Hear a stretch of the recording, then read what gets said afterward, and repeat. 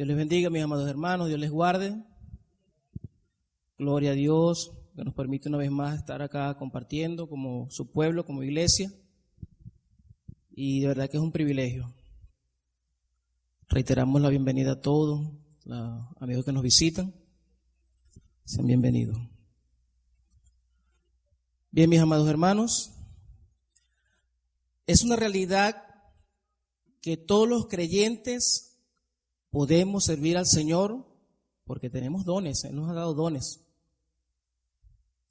Pero no todos vamos a poder servir en el mismo ministerio, pero sí podemos servir. También es una verdad que no existe la iglesia perfecta. Solo será perfecta cuando nuestro Señor, con voz de mando y con trompeta de Dios, venga por ella y la transforme para su gloria. Amén. Amén. En todas las iglesias, hermanos, hay necesidades, hay situaciones, hay problemas y sí, necesitan ser atendidos.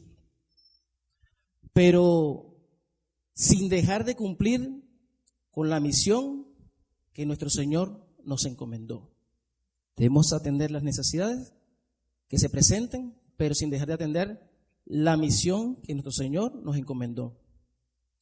Hasta la iglesia naciente, con todo su fervor y teniendo a los apóstoles dirigiéndola, tuvieron situaciones, hermanos. Y es que en la iglesia tenemos el reto de atender las distintas necesidades sin descuidar la prioridad de llevar el mensaje del Evangelio. Aquí es donde entran en escena los roles en el servicio.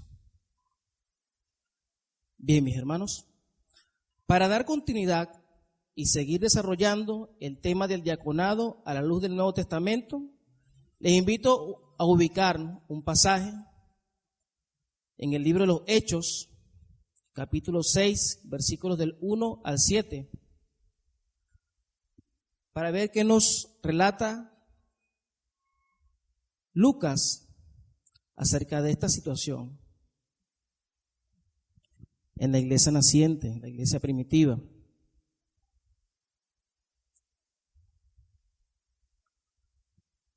Hechos 6, del 1 al 7. ¿Listo, hermano? ¿Lo tenemos? Leemos para la gloria y honra de nuestro Dios.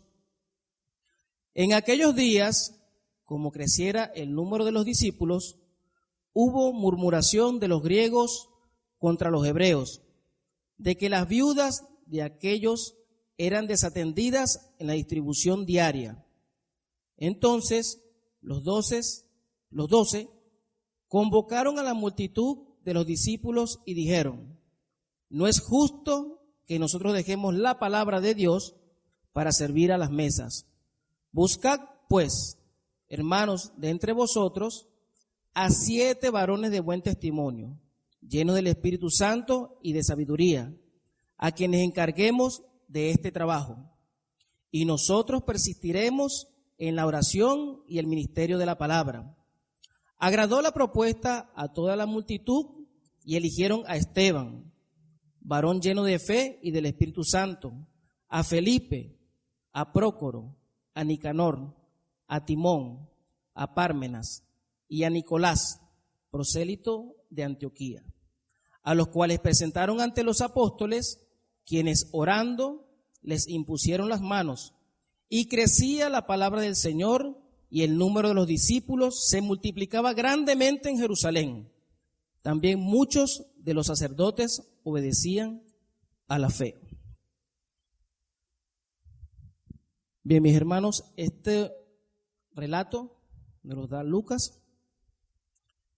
Y bueno, el libro de Hechos es un libro que tenemos como referente en cuanto a lo que es la iglesia. Y bueno, el propósito central de este libro es mostrar que Cristo continúa su obra a través de los creyentes y la iglesia bajo la dirección del bendito Espíritu Santo. A través del relato de Lucas podemos apreciar entonces que en este libro lo que Jesús continúa haciendo a través de su iglesia con la sabiduría y el poder del Espíritu Santo. Es importante saber que los relatos bíblicos no constituyen la base para establecer una doctrina o práctica para la iglesia. Hay que verlo con cuidado. Sería un error si nosotros analizáramos un suceso de manera literal para aplicarlo directamente a la vida actual. ¿Nos sirve? Sí, como algún tipo de ilustración didáctica, acompañado de verdades y principios que están en la Biblia, pues como en las cartas.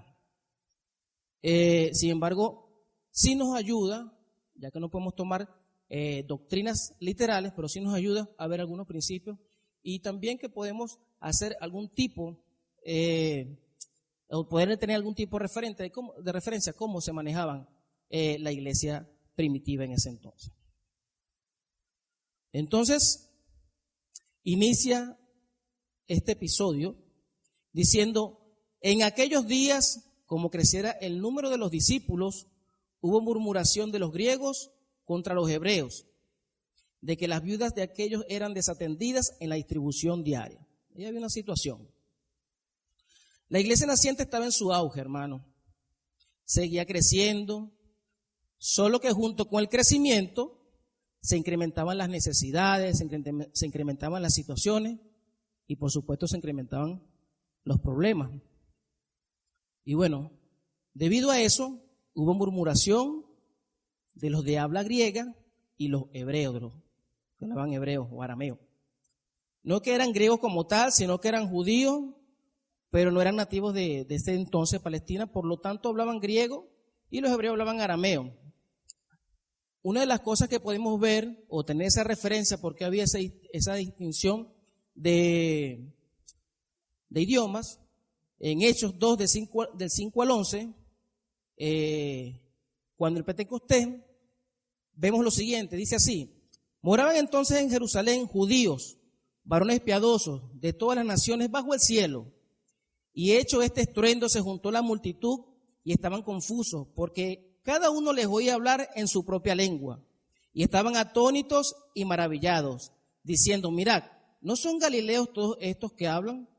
¿Cómo pues les oímos nosotros hablar, cada uno en nuestra lengua en la que hemos nacido?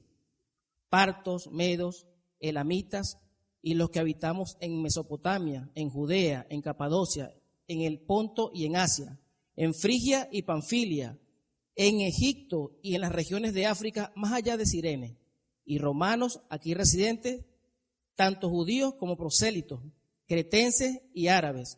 Les oímos hablar en nuestras lenguas las maravillas de Dios. Habían unas cuantas lenguas allí. Todos judíos, pero no hablaban el mismo idioma. Entonces, bueno, ahí tenemos la situación que se presentó cuando crecía la iglesia. Entonces, habían este grupo de personas que hablaban griego y unas que hablaban arameo. ¿Quiénes eran estas personas que presentaban la situación? Las viudas. Las viudas.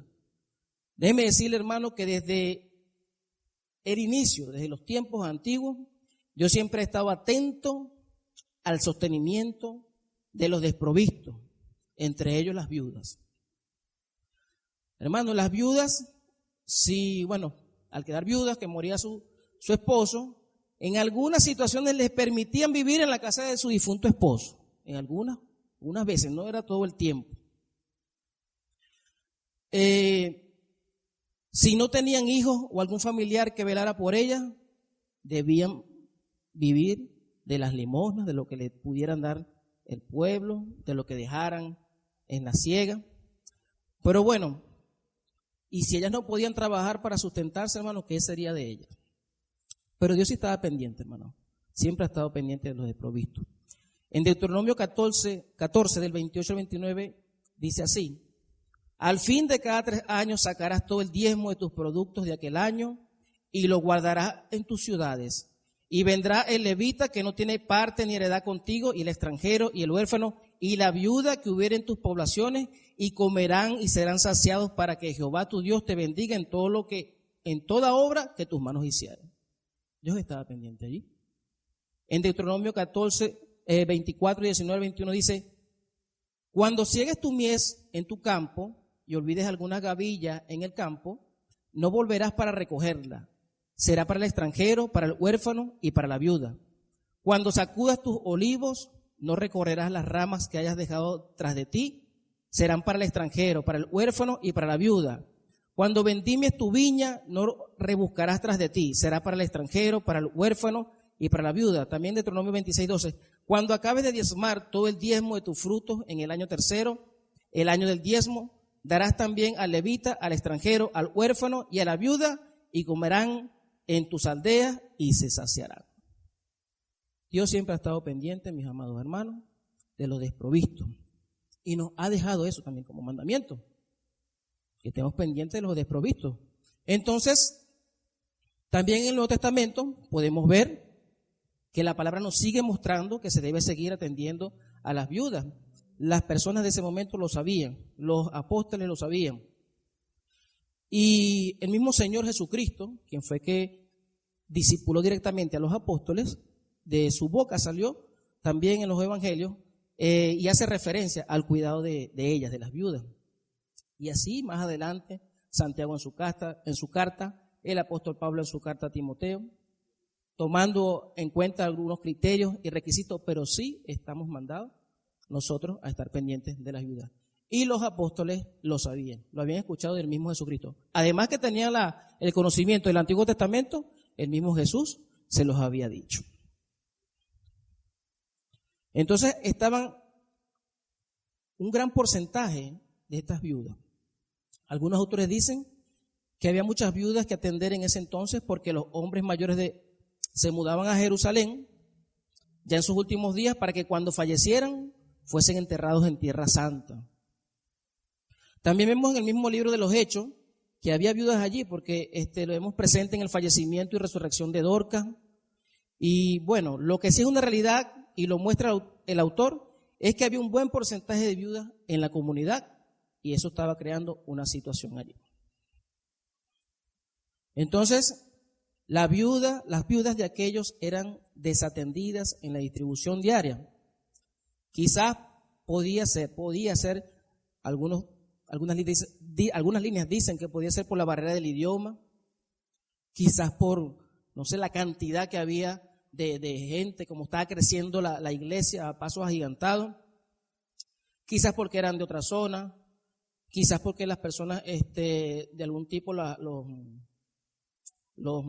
hebreos se sentían un poco más que los griegos. Pero bueno, por la razón que fuese, ellos manifestaron que estaban siendo desatendidas en la distribución diaria, en la forma monetaria o de alimentos. Había que atenderlas, hermanos. Estaban teniendo ellos su queja. Pero entonces, bueno, entran en acción allí los apóstoles. Dice, entonces los 12, se refiere por supuesto a los apóstoles. Ayúdenme a contar. Pedro, Jacobo, Juan, Andrés, Felipe, Tomás, Bartolomé, Mateo, Jacobo hijo de Alfeo, Simón el celote y Judas hermano de Jacobo. Faltaba uno. Habían 11 nada más. Bueno, hermanos, en el mismo libro de Hechos nos dice, ahí en otro episodio, la escogencia de este sucesor de Judas. Dice ahí en Hechos 1 del 21 al 26.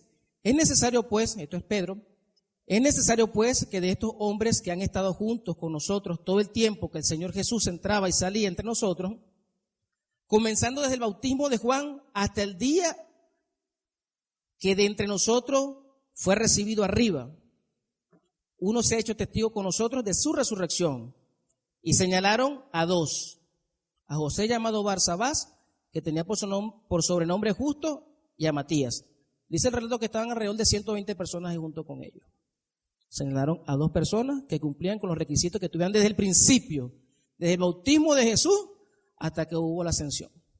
Y ahorita hay muchos que se llaman apóstoles. Yo no sé si fue que lo vieron por televisión, yo no sé si que tuvieron una revelación, pero para ser apóstol tenía que cumplir con estos requisitos.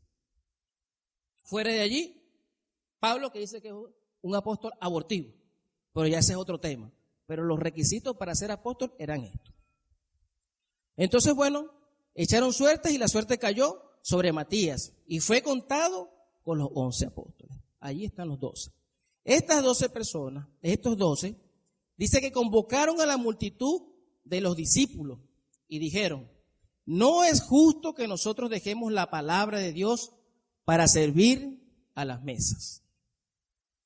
Los apóstoles hicieron una convocatoria para atender la situación y resolver el problema, hermano. Ahora, los apóstoles eran los responsables de la distribución diaria.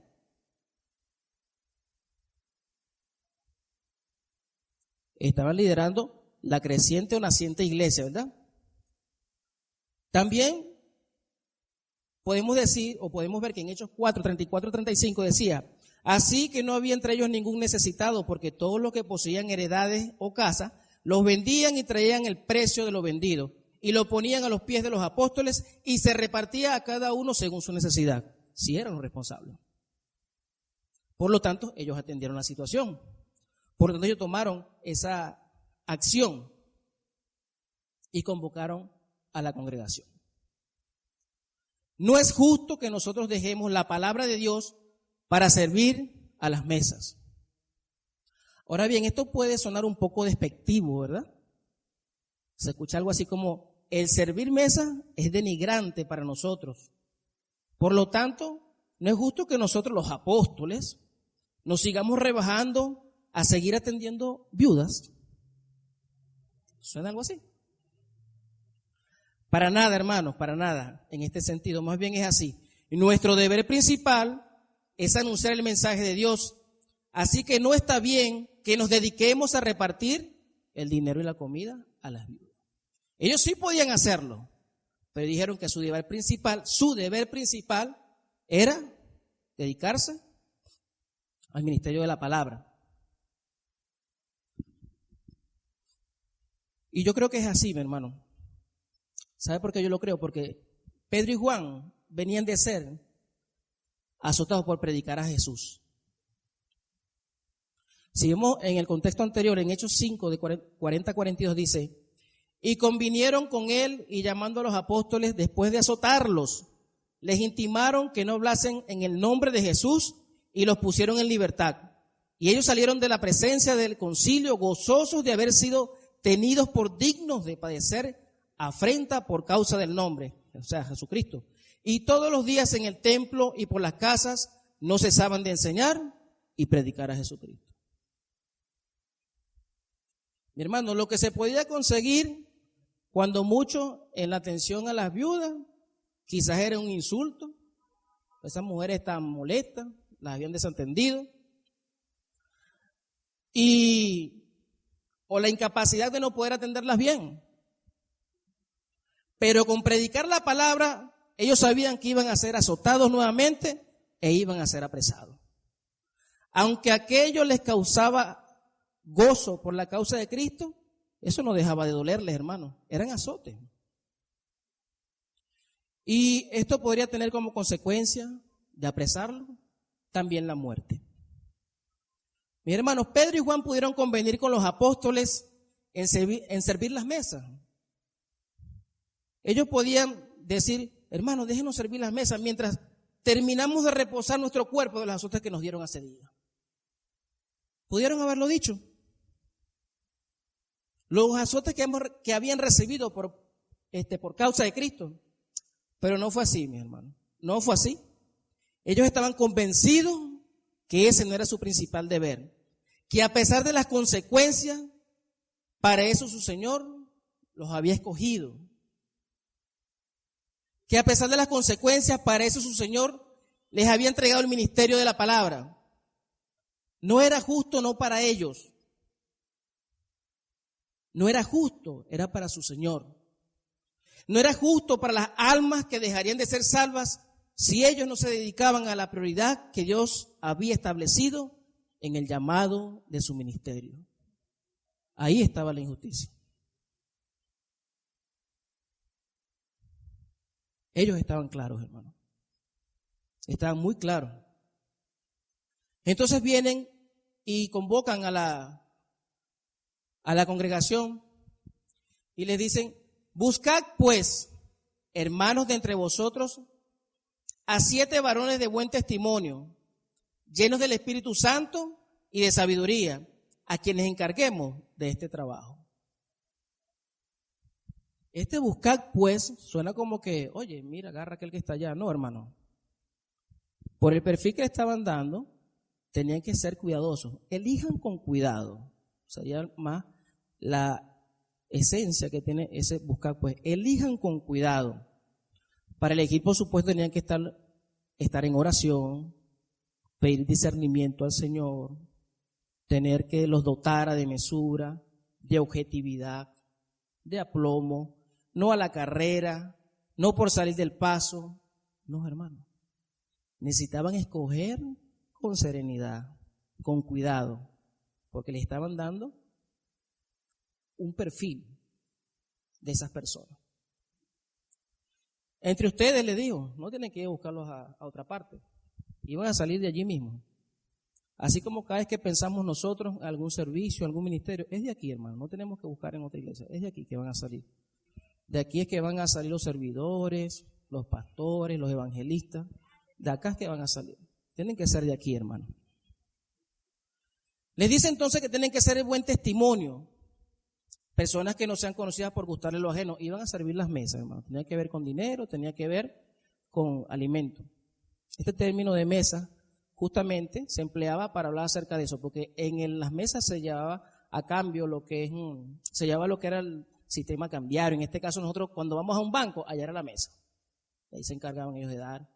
Y en este caso también los alimentos. Entonces ellos podían decir el alimento, la provisión, porque decía que le entregaban el dinero a los apóstoles y ellos lo repartían. Se encargaba que nadie quedara sin necesidad. Entonces, tenían que ser personas de buen testimonio, que no sean conocidas por gustar de lo ajeno, ni por maltratar a las mujeres, ni por ser iracundos. Hermano, ellos tenían que estar frente a personas que ya tenían un disgusto, ya estaban agraviadas, y ellos tenían que estar al frente ahora para atender a esas personas. Llenos del Espíritu Santo y de sabiduría, que los gobierne el Espíritu Santo, hermano. O sea, tenían que tener esa entereza de estar dispuestos a obedecer a Cristo en todo. Tener esos frutos del Espíritu, como los muestra Gálatas. Que obedezcan a Dios y su palabra. Porque existe un contraste, hermano, un gran contraste ahorita con lo que la gente habla, lo que es ser lleno del Espíritu Santo. O lo que la gente busca como llenura del Espíritu Santo. Hermano, nadie necesita que lo estén tumbando, ni caer en una risa hilarante. No, hermano, no es necesario ningún tipo de esas manifestaciones.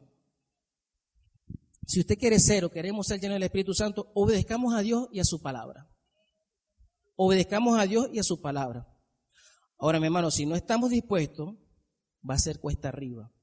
Y lo más seguro que todo lo que hagamos, lo hagamos en la carne. Para poder encargar este trabajo, no necesitaban a gente en la carne, hermano. Necesitaban creyentes que con amor empatizaran con las viudas y las atendieran como se merecían, con toda la mesura y el tacto que ellas necesitaban ante la desatención de una necesidad tan importante para ellos como era la comida, como era su sostenimiento. Entonces necesitaban a esas personas de buen testimonio, llenos del Espíritu Santo y de sabiduría, para poder encargar ese trabajo. ¿Y qué le dicen entonces ellos? Y nosotros persistiremos en la oración y en el ministerio de la palabra. Aquí el autor enfatiza y le da la importancia aquí a lo que son los roles en el servicio. Aquí ellos encargaban a otros hombres para el trabajo en el servicio de las mesas. Y ellos persistirían en el servicio, el cual era su prioridad, que era la oración y el ministerio de la palabra. Y digo lo de los roles, hermanos, porque muchas veces, como les decía al principio, nosotros pensamos que podemos servir todos al momento, o podemos servir en todas partes. Sí vamos a servir de acuerdo a los dones que Dios nos ha dado. Y sí hay cosas que atender, pero hay cosas que son prioritarias en la iglesia. ¿Y quiénes van a atender esas cosas prioritarias? Los que Dios le ha dado, los que Dios ha encomendado para eso. El apóstol Pablo lo especifica en Romanos 12, 6, 8. De manera que teniendo diferentes dones, según la gracia que nos es dada, si el de profecía, úsese conforme a la medida de la fe. O si es servicio, en servir. O el que enseña, en la enseñanza. El que exhorta, en la exhortación. El que reparte, con liberalidad. El que preside, con solicitud. El que hace misericordia, con alegría. Cada quien a lo que le correspondía, de acuerdo al don que le era dado. Son necesarios todos los dones, hermanos, en todos los creyentes o de todos los creyentes para llevar a cabo la obra de nuestro Señor. Eso sí es una verdad. Necesitamos de todo, no de algunos. Necesitamos de todo. Y todos, hermanos, recibimos dones o hemos recibido dones de parte del Señor, del momento que creemos. Por supuesto, habrá ocasiones en que los creyentes puedan servir en desde uno, dos o más ministerios. Dios es soberano y Dios se encarga de repartir dones, es Él. Él se encarga de depositar ahí lo que llamamos el llamado de algunos, de depositar muchos dones en una persona. Y bueno, nosotros tenemos que estar atentos, hermanos, de eso y ponernos al servicio del Señor. Pero por supuesto, hay que cerciorarse si en verdad tiene los dones, si en verdad tiene el llamado, todo eso, hermano, porque muchas veces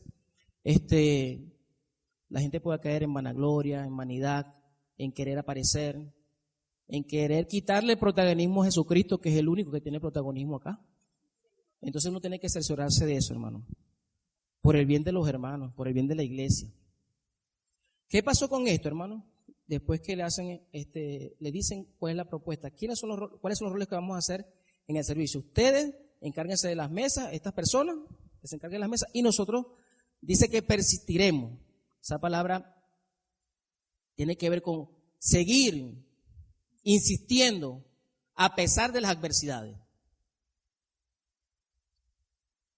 Hay una versión que dice, y nosotros nos entregaremos. Wow, hermano. O sea, nosotros dejaremos o serviremos sin reserva a lo que Dios nos ha encomendado. Gloria a Dios, hermano. ¿Qué pasó con la multitud, con la congregación? Agradó la propuesta a toda la multitud y eligieron a Esteban, varón lleno de fe y del Espíritu Santo, a Felipe, a Prócoro, a Nicanor, a Timón, a Pármenas y a Nicolás, prosélito de Antioquía. La multitud recibió bien la propuesta de los apóstoles, pues compartían la misma visión. Ellos estaban allí, hermanos, bregando en la misión. Y la visión que tenían los apóstoles, que era de llevar el evangelio, también la multitud la tenía. Y sabía que la prioridad era eso. Sí, también tenían que suplir muchas necesidades, pero ellos tenían la misma visión. Por eso la reciben con agrado, esa propuesta. La propuesta iba en función del beneficio del reino, predicar el evangelio sin dejar de atender las necesidades de la congregación. Hermano, qué difícil es cuando una iglesia o un ministerio no comparte la misma visión de los ancianos. Eso es terrible, hermano. Se van a encontrar, hermano, remando en diferentes direcciones. ¿Y quién será el perjudicado aquí, hermano? La misión, hermano, que se ve estorbada. Por los que no tengamos la misma visión, no compartamos la misma visión. Hay situaciones que los ancianos proponen algo y más bien lo que son es señalados. Oye, ¿qué le pasa a este? Va a venir con esas cosas de antaño. Ay, todo es predicar, todo es evangelizar. Hermano, para eso es que existe la iglesia. Para eso es que existe la iglesia. Esa es nuestra razón de ser. Sí, por supuesto, tenemos muchas otras cosas que hacer que nos ayudan a la edificación. Necesitamos congregarnos, necesitamos confraternizar, necesitamos, hermano, abrazarnos, necesitamos practicar la misericordia. Pero nosotros existimos, hermano, para cumplir la misión que Jesús, nuestro Señor, nos encomendó.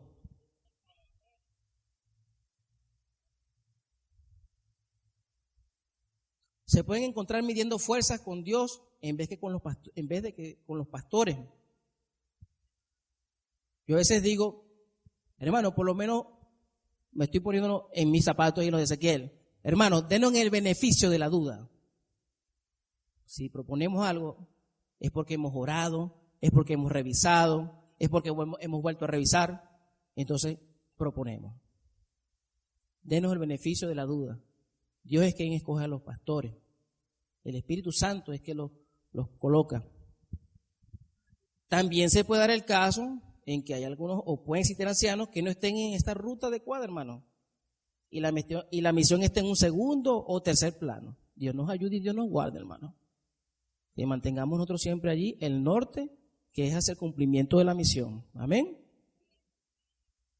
La escogencia fue según un perfil y fue estratégica, hermano. Todos los varones pertenecían al habla griega. Podemos ver que los escogidos fueron según el carácter solicitado. La Biblia nos muestra a un Esteban lleno del Espíritu Santo.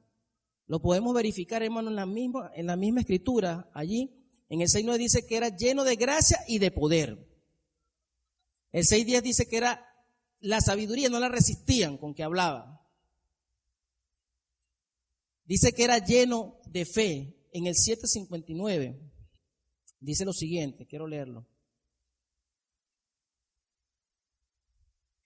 Y apedreaban a Esteban mientras él invocaba y decía: Señor Jesús, recibe mi espíritu. ¿Sería que le faltaba fe a Esteban?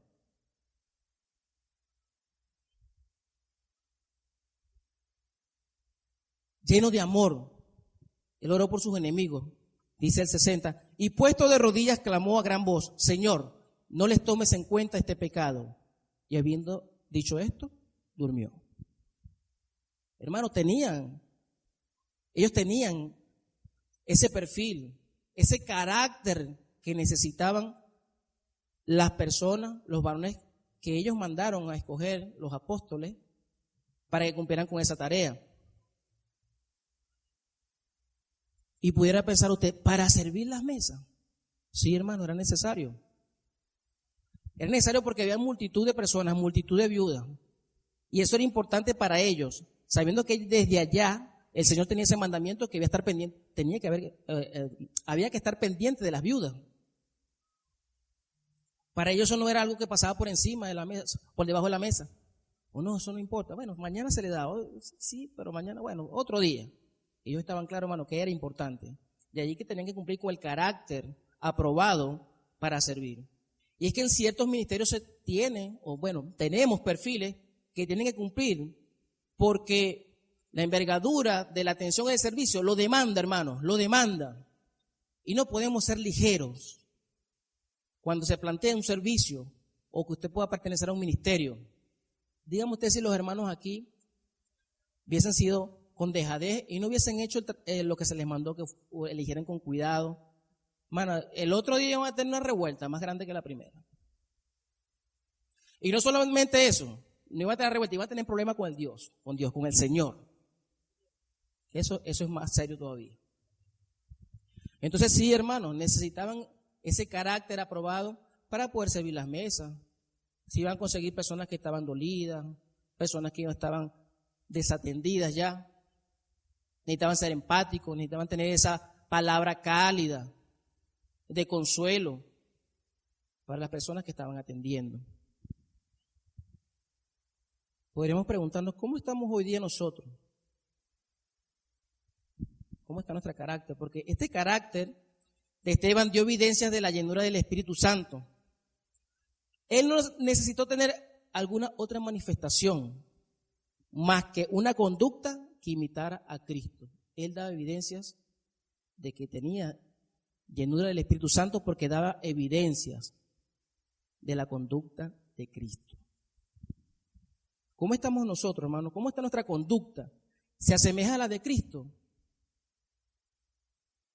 ¿Eres o somos un candidato digno que le podamos servir?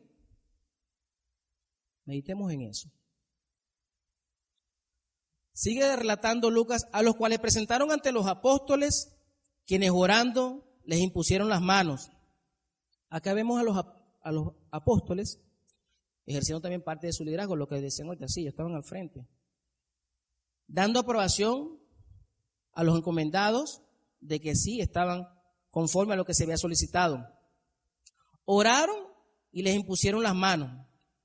Esto se hace muchas veces para apartarlo a alguien para una tarea específica. Aun cuando vemos que más adelante Esteban con su misma vida predicó a Jesucristo, y a Felipe también lo vemos allá con el eunuco y también con los gentiles, pero en este momento los 7 eran necesarios para esta tarea. Mis hermanos, quedemos al final de este episodio. Dice, y crecía la palabra del Señor, y el número de los discípulos se multiplicaba grandemente en Jerusalén. También muchos de los sacerdotes obedecían a la fe. Mi hermano, el impacto que tuvo hacer las cosas de acuerdo a los roles y a las prioridades, ¿cuál fue? La expansión del evangelio. Mi hermano, esto debe ser consecuencia de toda actividad realizada y estructura organizada en la iglesia, el cumplimiento de la misión. Allí debe aterrizar todo, hermano. Todo lo que hagamos, todo lo que programemos, toda estructura que armemos, hacia allá debe conducirnos, al cumplimiento de la misión. Que esto se traduce en almas salvadas a través del bendito evangelio de Jesucristo. Eso es lo que nosotros tenemos como misión. ¿Cómo aplicamos eso hoy día? Dirá usted. Bueno, hermano, no tenemos los apóstoles, no los tenemos. Ya no son 2,000 y 3,000, no hay muchas viudas. Usted saca sus cuentas, yo me imagino que usted ya sacó sus cuentas. Bueno, hermano, no tenemos una iglesia muy parecida a la que estaba en ese momento, pero bueno, Dios fue formando su iglesia, Dios estableció ancianos en las iglesias para cuidarlas, para velar por sus almas, para dirigirlas. Estamos al frente otros, pero también tenemos responsabilidades, tenemos otras responsabilidades. El pastor Alejandro Molero colocó un artículo en Marca acerca de las funciones de los pastores, algunas funciones, dijo algunas funciones. Dice, las funciones específicas del pastor pueden cambiar de una iglesia a otra, dependiendo de su tamaño, su cultura, su edad y sus necesidades. Adicionalmente, las especificaciones de las funciones pastorales variarán o coincidirán dependiendo de si en esa iglesia en particular practican el liderazgo plural o un solo pastor. Sin embargo, las funciones más comunes del pastor en la mayoría de las iglesias se pueden dividir en 3 categorías principales. Ministerio de la palabra. El pastor es responsable de predicar, enseñar y defender la palabra de Dios. Esto incluye la preparación de sermones, la enseñanza de clases bíblicas, la predicación de evangelismo y la defensa de la fe cristiana ante los desafíos del mundo moderno, porque hay bastante gente inventando afuera, hermano. Y a veces también adentro. Y nosotros tenemos que estar pendientes, hermano, porque el velar por las almas consiste, hermano, en eso, en la palabra. En velar por ustedes es con la palabra del Señor. Nosotros no le vamos a poner un chaleco antibar y vamos a andar atrás de ustedes y con unos lentes y corriendo atrás de ustedes. No, hermano, de esa manera no. Nosotros vamos a cuidar sus almas con la bendita palabra del Señor para que ustedes se puedan defender con las enseñanzas de este mundo que está contrario a Dios. ¿Qué vamos a hacer? Vamos a pedirle a Dios que nos lleve a toditos de una vez. ¿Cuál fue la oración de nuestro Señor Jesucristo? No te pido que los quitemos, sino que los guardes de este mundo. Y aquí estamos, hermano. Aquí seguimos con el mismo Espíritu Santo, con la misma salvación, con los mismos dones, con las mismas herramientas espirituales para seguir adelante, hermano. El ministerio de la oración. El pastor es responsable de interceder por su iglesia y por sus miembros. Esto incluye la oración personal, la oración pública y la dirección de la oración en la iglesia. El ministerio de liderazgo. De eso ustedes no se enteran, hermano. De verdad que eso no se enteran. Alguna vez hermano, estoy orando por ti. Pero de verdad son cosas que uno ni tiene que estar diciendo, pero sí. Aquí nosotros oramos y no solamente los pastores, todos oramos los unos por los otros. Pero nosotros tenemos esa responsabilidad mayor con ustedes. El ministerio de liderazgo. El pastor es responsable de liderar la iglesia en su misión y visión. Hermano, los pastores, no porque usted vio en la televisión o porque está de moda o porque el crecimiento, los pastores, hermano. Esto incluye la planificación estratégica, la gestión de recursos, la supervisión del personal, el desarrollo de los líderes, la supervisión de los líderes, hermano. Él colocó, en términos específicos, las funciones del pastor principal o de un pastor de una iglesia pueden incluir las siguientes: presidir los servicios de oración, predicar sermones semanales, enseñar clases bíblicas, bautizar nuevos creyentes, oficiar la cena del Señor, realizar bodas y funerales, ofrecer consejería pastoral, visitar a los miembros de la iglesia, liderar al personal de la iglesia, representar a la iglesia ante la comunidad.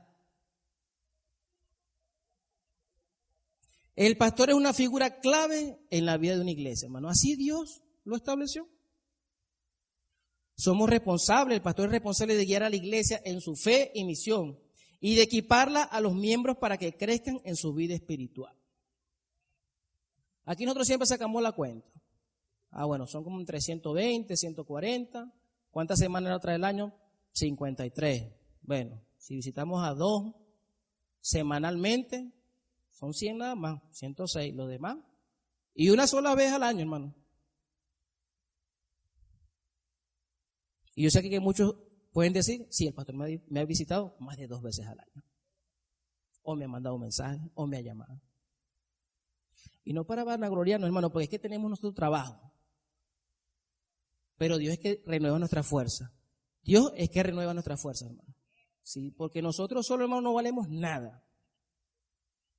En estos días, con lo que fue la revisión del estudio del diaconado a la luz del Nuevo Testamento, que estábamos revisando, allí tocó hacer un proyecto y mandaba a hacer como una estructura de la iglesia en cuanto a los diáconos. Y una de las hermanas tenía una hoja que casi que le pegaba 2 oficios. Y empezó esto. Y le faltaba. Y dijo, hermano, ¿cómo ustedes hacen para supervisar todo esto? Y le digo, bueno, hermano, el Señor.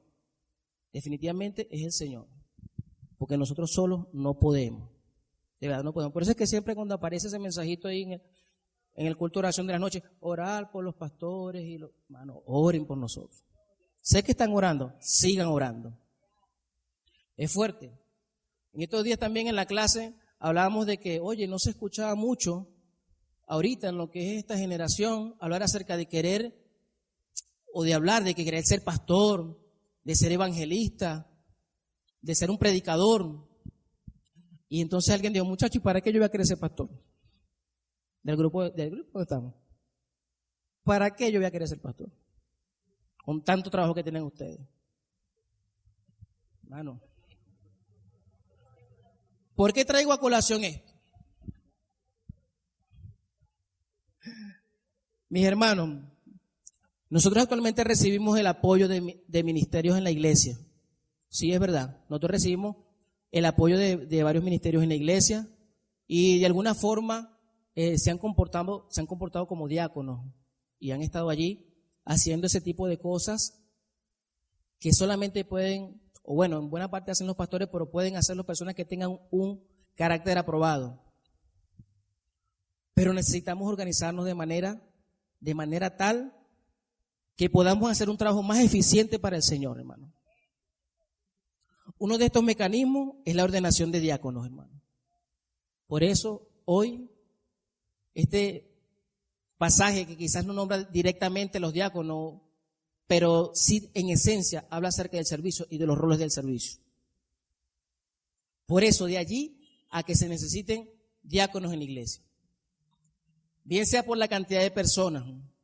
Eso lo discutíamos en la mesa de trabajo que teníamos acerca de este tema. Entonces, si la iglesia es pequeña, sí, habían iglesias que usted lee las cartas, nombraban los diáconos y en otras no, algunas iglesias estaban comenzando. Pero así como esto no es normativo, no tiene que ser normativo que para que una iglesia tenga diáconos tiene que ser una iglesia multitudinaria. El simple hecho que los pastores se aparten de sus tareas prioritarias, ya eso es necesario que alguien esté allí haciendo una tarea para que no nos desviemos de lo que nos toca hacer. Sin necesidad que haya una iglesia de 1000 personas. No, hermano. Si los pastores, y para eso también están ustedes para cuidarnos cuando digo todos, los unos a los otros. Oye, pastor, a usted eso no le compete. Creo que deberíamos designar a alguien para hacer las cosas. Zapatero a su zapato, tampoco nos va a faltar respeto, hermano, pero entonces usted nos dice, oye, pastor, ¿y eso en qué va a redundar, hermano? En que nosotros hagamos lo que Dios nos ha mandado, que cumplamos con los roles de servicio que Dios nos ha encomendado. Y esto va a redundar y va a tener como consecuencia el cumplimiento de la misión, hermano, y almas salvas para nuestro Señor Jesucristo. Amén. Dios nos ayude, hermano. Vamos a orar. Padre amado, bendecimos tu santo nombre. Gracias, Señor, por tu bendita palabra. Gracias, Señor, porque no estamos solos. Gracias, Padre, porque en medio de todo, Señor, con tu llamado, tú también nos capacitas. Y lo mejor de todo, Cristo es la cabeza de la iglesia, Señor. Gracias, Dios. Señor, permite que toda cosa que hagamos, que toda estructura, Señor, que pueda tener esta iglesia, Dios amado, sea estructuras conforme a tu voluntad, conforme a tu corazón. Señor, sabiendo que la naturaleza de la iglesia y la esencia de la iglesia es cumplir la misión, lo que tú nos has encomendado, ir a predicar tu bendito evangelio, Señor, que es el único que puede traer salvación al hombre perdido. Si hay necesidades que atender en la iglesia, pero también hay una necesidad mayor allá afuera, Dios amado, que es que el hombre necesita de ti y que sin ti, Señor, perecerá. Señor, ayúdanos, Padre, a mantenernos enfocados, Dios bendito, a poder hacer las cosas, Dios, como tú las demandas en tu palabra, Señor. De ahora en adelante, Señor, que podamos nosotros sumergirnos, profundizar en tu bendita palabra, Señor, para estar convencidos, para que tú nos convenzcas, Señor, de que cómo debemos hacer las cosas, Dios bendito. Ayúdanos, Señor, en este plan, en este proyecto, Padre, de ordenar diáconos en esta congregación. Señor, sabemos que aquí están, Dios, no tenemos que buscar en otro lado. Aquí, Dios amado, tú has dado los dones, tú has dado los ministerios, Dios, Señor. Permite, Dios amado, que cada uno podamos o coloquemos, Señor, nuestros dones a tu servicio. Nuestros corazones, Señor, nuestras mentes, para poder entender, y el ánimo que tú nos des para obedecerte, Señor. Ayúdanos, Señor. No nos queda más que abandonarnos en tus manos, Señor, para que tú hagas conforme a tu voluntad, que sabemos que es buena, que es agradable y es perfecta. Bendito seas por los siglos de los siglos, en el nombre de Jesús. Amén y amén. Dios les bendiga, mis hermanos.